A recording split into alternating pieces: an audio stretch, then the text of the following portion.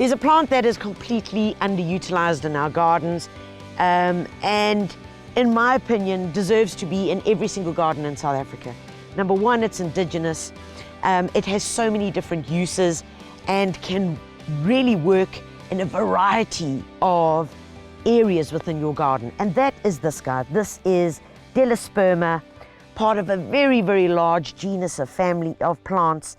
And if I just have to break a bit, it's got like a stickiness, almost like a sticky hairiness.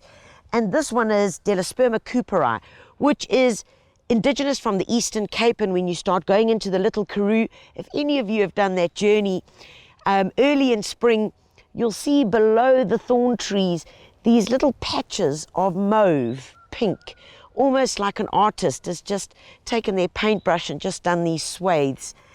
It is the most spectacular ground cover. This is one plant. It's been going on for about 5 years in the garden. The bees absolutely go moggy over it. Like it's a drug, guys. They love it. The dogs play on it, they don't damage it.